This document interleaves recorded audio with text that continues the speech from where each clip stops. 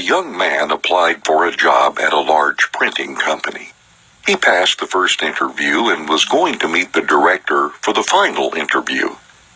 The director saw his resume and it was excellent.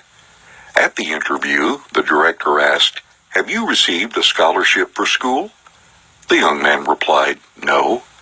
"Was it your father who paid for your studies?" asked the director. "Yes," replied the young man.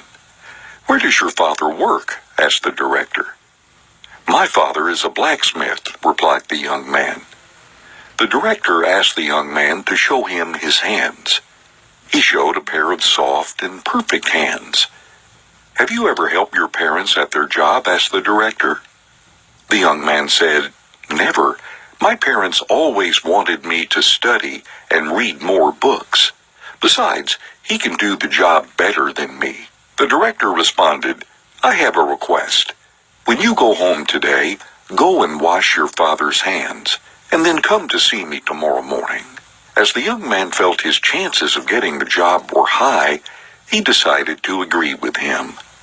When he returned to his house, he asked his father if he would allow him to wash his hands. His father felt strange, yet happy, and showed his hands to his son. His son washed his hands slowly.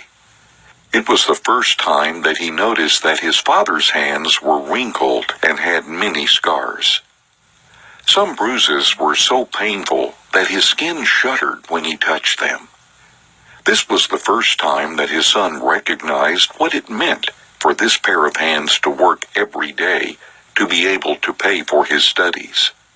The bruises on the hands were the price that his father paid for his son's education, his school activities, and his future. After cleaning his father's hands, the young man stood in silence and began to tidy and clean up the workshop. That night, the father and son talked for a long time. The next morning, the young man returned to the director's office. The director noticed the tears in the eyes of the young man as he asked, "Can you tell me what you did and what you learned yesterday at your house?"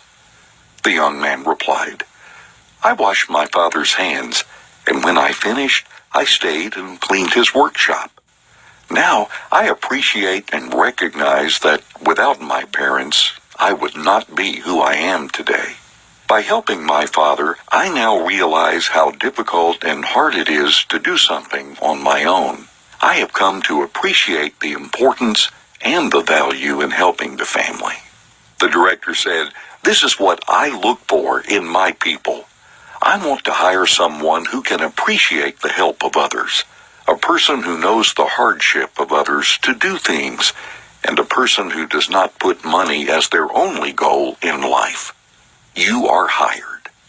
Children who always get what they want develop "I have the right" mentality and always put themselves first, ignoring the efforts of their parents. If we are this type of protective parent, are we really showing love, or are we destroying our children?